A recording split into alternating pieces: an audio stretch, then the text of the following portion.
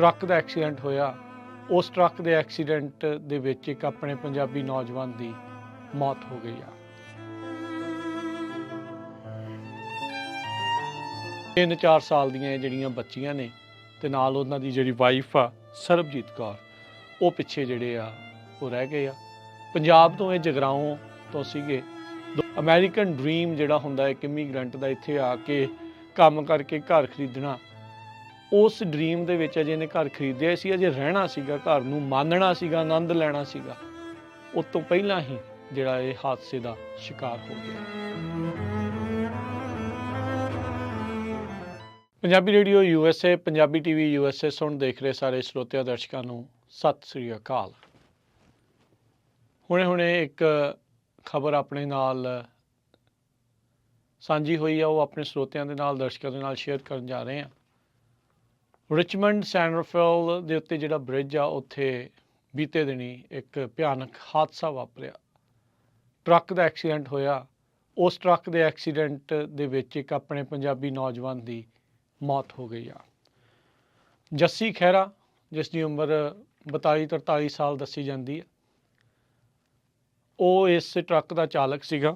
ਰਾਤ ਨੂੰ ਤਕਰੀਬਨ ਕਹਿੰਦੇ ਵੀ 10 ਕੁ ਵਜੇ ਦੀ ਇਹ ਘਟਨਾ ਆ। ਕਿੱਦਾਂ ਹੋਈ, ਕਿਵੇਂ ਹੋਈ, ਉਹ ਜਾਂਚ ਦਾ ਵਿਸ਼ਾ ਹੈ, ਉਹ ਜਾਂਚ ਚੱਲ ਰਹੀ ਆ।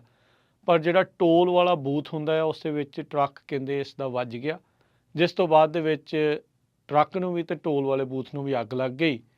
ਜਿੰਨੀ ਦੇਰ ਤੱਕ ਐਮਰਜੈਂਸੀ ਵਾਲੇ ਆਉਂਦੇ ਜਾਂ ਉਹ ਕਰਦੇ, ਉਹਨੂੰ ਲੈ ਕੇ ਜਾਂਦੇ ਆ, ਤੇ ਦੱਸਿਆ ਜਾ ਰਿਹਾ ਵੀ ਉਸ ਦੀ ਮੌਤ ਹੋ ਗਈ ਆ। ਅਜੇ ਤੱਕ ਜਿਹੜੀ ਬੋਡੀ ਆ ਉਹ ਪਰਿਵਾਰ ਨੂੰ ਨਹੀਂ ਮਿਲੀ ਹੈਗੀ।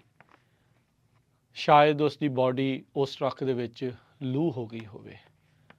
ਆਪਣਾ ਉਸ ਦਾ ਜਿਹੜਾ ਪਰਿਵਾਰ ਆ, ਪਿੱਛੇ 2 ਛੋਟੀਆਂ ਬੱਚੀਆਂ, ਜਿਨ੍ਹਾਂ 'ਚ ਇੱਕ ਮੰਨਤ ਕੌਰ ਖਹਿਰਾ ਤੇ ਗੁਰਲੀਨ ਕੌਰ ਖਹਿਰਾ, 3-4 ਸਾਲ ਦੀਆਂ ਜਿਹੜੀਆਂ ਬੱਚੀਆਂ ਨੇ, ਤੇ ਨਾਲ ਉਹਨਾਂ ਦੀ ਜਿਹੜੀ ਵਾਈਫ ਆ ਸਰਬਜੀਤ ਕੌਰ, ਉਹ ਪਿੱਛੇ ਜਿਹੜੇ ਆ ਉਹ ਰਹਿ ਗਏ ਆ। ਪੰਜਾਬ ਤੋਂ ਇਹ ਜਗਰਾਓਂ ਤੋਂ ਸੀਗੇ। 2007 ਤੋਂ ਇਹ ਆਏ ਸੀ ਅਮਰੀਕਾ 'ਚ। ਟਰੱਕਿੰਗ ਦਾ ਬਿਜ਼ਨਸ ਸੀ। ਪਹਿਲਾਂ ਫੀਨਿਕਸ ਸੀਗਾ। ਪਰਿਵਾਰਕ ਮੈਂਬਰਾਂ ਦੇ ਨਾਲ ਗੱਲ ਹੋਈ, ਉਹਨਾਂ ਨੇ ਦੱਸਿਆ ਫੀਨਿਕਸ ਤੋਂ ਬਾਅਦ ਦੇ ਵਿੱਚ ਫਿਰ ਐਂਟੀਓਕ ਪਿਟਸਬਰਗ ਵਾਲੇ ਪਾਸੇ ਮੂਵ ਹੋਏ। ਮਿੱਟੀ ਦੇ ਟਰੱਕ ਦਾ ਕੰਮ ਕਰਦੇ ਸੀਗੇ। ਕੀ ਹੋਇਆ, ਕਿਵੇਂ ਵਾਪਰਿਆ, ਉਹ ਤਾਂ ਜਿਹੜੀ ਜਾਂਚ ਚੱਲ ਰਹੀ ਹੈ, ਪਰ ਬਹੁਤ ਹੀ ਭਿਆਨਕ ਦਰਦਨਾਕ ਹਾਦਸਾ ਆ। ਇਹ ਪਹਿਲਾ ਨੌਜਵਾਨ ਨਹੀਂ ਜਿਹੜਾ ਸੜਕ ਦੁਰਘਟਨਾ 'ਚ ਟਰੱਕ ਐਕਸੀਡੈਂਟ ਦੇ ਵਿੱਚ ਮਾਰਿਆ ਗਿਆ ਹੋਵੇ। ਜੱਸੀ ਖਹਿਰਾ ਵੀ ਇਸੇ ਦੀ ਭੇਂਟ ਜਿਹੜਾ ਉਹ ਚੜ੍ਹ ਗਿਆ। ਇਨਵੈਸਟੀਗੇਸ਼ਨ ਇਸ ਟਾਈਮ ਚੱਲ ਰਹੀ ਆ। ਦੱਸਿਆ ਇਹ ਜਾ ਰਿਹਾ ਵੀ ਰਿਚਮੰਡ ਤੋਂ ਇਹਦਾ ਸੀਗਾ ਲੋਡ ਸੀਗਾ, ਇੱਧਰ ਨਜ਼ਦੀਕ ਹੀ ਸੀਗਾ। ਇਹ ਨਹੀਂ ਸੀਗਾ ਵੀ ਕੋਈ ਲੰਬੀ ਡਰਾਈਵ 'ਤੇ ਸੀਗਾ ਜਾਂ ਥੱਕਿਆ ਸੀ ਜਾਂ ਕਿਵੇਂ ਸੀ, ਉਹਦੇ ਬਾਰੇ ਤਾਂ ਨਹੀਂ ਆ, ਪਰ ਛੋਟੀ ਹੋਈ ਹੀ ਜਿਹੜੀ ਉਸ ਦਾ ਰਾਊਟ ਸੀਗਾ, ਉਸ ਦੇ ਵਿੱਚ ਵੀ ਇਹ ਹਾਦਸਾ ਜਿਹੜਾ ਉਸ ਬ੍ਰਿਜ ਦੇ ਉੱਤੇ ਵਾਪਰ ਜਾਂਦਾ ਆ। ਸੈਨ ਰਾਫੇਲ ਵਾਲੇ, ਰਿਚਮੰਡ ਵਾਲੇ ਜਿਹੜੇ ਉਹ ਬ੍ਰਿਜ ਦੇ ਉੱਤੇ, ਤੇ ਇਹ ਦੁਰਘਟਨਾ ਦਾ ਜਿਹੜਾ ਉਹ ਸ਼ਿਕਾਰ ਹੋ ਜਾਂਦਾ ਆ। ਦੱਸਦੇ ਨੇ ਉਹਦੇ ਪਰਿਵਾਰਕ ਮੈਂਬਰ, ਹੁਣੇ ਹੀ ਕੁਛ ਮਹੀਨੇ ਪਹਿਲਾਂ ਉਸਨੇ ਘਰ ਲਿਆ ਸੀ। ਘਰ ਦੇ ਵਿੱਚ ਅਜੇ ਕਹਿ ਲਓ ਵੀ ਸਮਾਨ ਵੀ ਨਹੀਂ ਪੂਰਾ ਹੋਇਆ ਹੋਣਾ, ਜਾਂ ਉਹ ਸਮਾਨ ਹੀ ਪੂਰਾ ਕਰ ਰਹੇ ਹੋਣੇ ਆ। ਉਸੇ ਦਰਮਿਆਨ ਜੱਸੀ ਖਹਿਰਾ ਆ, ਉਸ ਦੀ ਵਿਚਾਰੇ ਦੀ ਮੌਤ ਹੋ ਜਾਂਦੀ ਆ। ਪਰਿਵਾਰ ਇਸ ਟਾਈਮ ਵਿਲਕ ਰਿਹਾ ਆ। 3 ਸਾਲ 4 ਸਾਲ ਦੀਆਂ ਬੱਚੀਆਂ, ਗੁੱਡੀਆਂ ਕੀ ਹੁੰਦੀਆਂ ਆ, ਪੂਰੀ ਜ਼ਿੰਦਗੀ ਉਹਨਾਂ ਦੇ ਮੋਹਰੇ ਪਈ ਆ। ਉਸ ਦੀ ਜਿਹੜੀ ਵਾਈਫ ਆ, ਉਸ ਦੇ ਮੋਹਰੇ ਜ਼ਿੰਦਗੀ ਪਈ ਆ। ਬੜਾ ਔਖਾ ਜਿਹੜਾ ਵਕਤ ਆ ਉਸ ਪਰਿਵਾਰ ਦੇ ਉੱਤੇ, ਕਹਿਰ ਦਾ ਵਕਤ ਜਿਹੜਾ ਉਹ ਆ ਗਿਆ ਆ। ਤੇ ਹੁਣ ਉਹ ਇਹੀ ਅਪੀਲ, ਬੇਨਤੀ ਕਰ ਰਹੇ ਕਮਿਊਨਿਟੀ ਨੂੰ ਵੀ ਭਾਈ ਵੱਧ ਤੋਂ ਵੱਧ ਇਸ ਦੇ ਵਿੱਚ ਸਾਥ ਜਿਹੜਾ ਉਹ ਦਿੱਤਾ ਜਾਵੇ।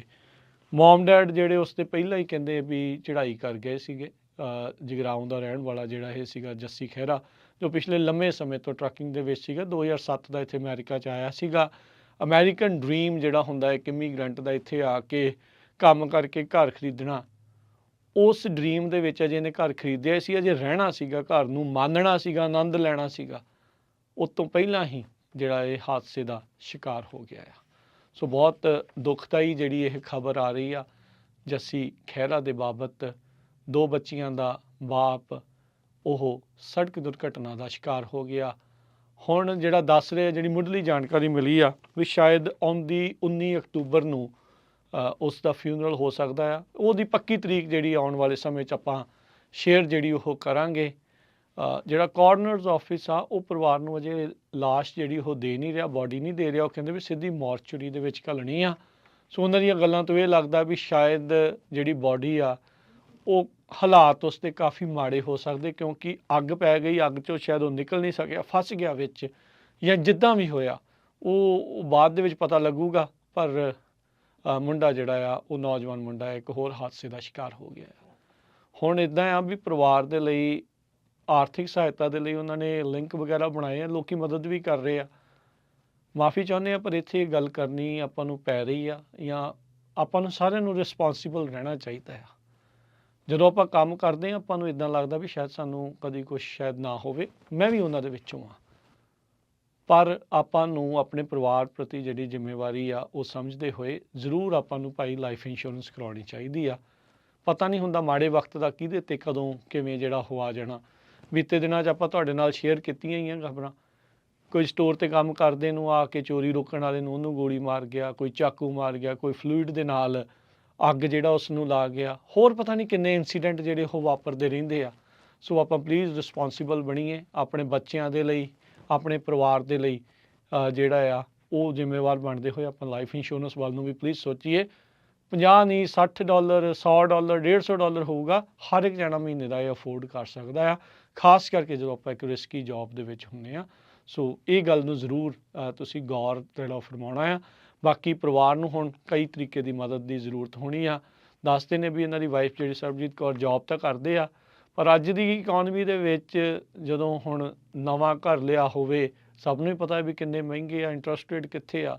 ਸੋ ਕੰਮ ਬੜਾ ਔਖਾ ਉਹਨਾਂ ਦੇ ਲਈ ਆ, ਬਹੁਤ ਪਹਾੜ ਜਿੱਡਾ ਕਹਿ ਲਓ ਵੀ ਅੱਗੇ ਸਫ਼ਰ ਉਹਨਾਂ ਦੇ ਲਈ ਪਿਆ ਆ। ਸੋ ਕਮਿਊਨਿਟੀ ਦੀ ਮਦਦ ਇਸ ਦੇ ਵਿੱਚ ਜ਼ਰੂਰ ਮੰਗਦੇ ਆ। ਬਾਕੀ ਇਹ ਹਾਦਸੇ ਇੱਦਾਂ ਦੇ ਨਾ ਵਾਪਰਨ, ਆਪਾਂ ਆਪਣੇ ਹਿਸਾਬ ਦੇ ਨਾਲ ਵੱਧ ਤੋਂ ਵੱਧ ਅਲਰਟ ਰਹਿ ਕੇ ਚੀਜ਼ਾਂ ਚਲਾਈਏ। ਮੈਂ ਕੋਈ ਦੋਸ਼ ਨਹੀਂ ਦੇ ਰਿਹਾ ਵੀ ਜੱਸੀ ਖਹਿਰਾ ਨੇ ਇਹ ਕੀਤਾ ਉਹ ਕੀਤਾ, ਆਪਾਂ ਨੂੰ ਕੁਛ ਨਹੀਂ ਪਤਾ, ਉਹ ਜਾਂਚ ਦਾ ਵਿਸ਼ਾ, ਉਹ ਬਾਅਦ 'ਚ ਜਿਹੜਾ ਉਹ ਦੱਸਣਗੇ ਕੀ ਹੋਇਆ ਕਿਵੇਂ ਵਾਪਰਿਆ। ਪਰ ਆਪਾਂ ਪਲੀਜ਼ ਵੱਧ ਤੋਂ ਵੱਧ ਆਪਣੀ ਸਾਰਿਆਂ ਦੀ, ਆਪਣੇ ਪਰਿਵਾਰ ਦੀ ਸੇਫਟੀ ਲਈ, ਸਾਰਿਆਂ ਦੀ ਸੇਫਟੀ ਲਈ ਇਹਨਾਂ ਚੀਜ਼ਾਂ ਨੂੰ ਗੌਰ ਦੇ ਵਿੱਚ ਜਿਹੜਾ ਉਹ ਰੱਖ ਕੇ ਚੱਲੀਏ।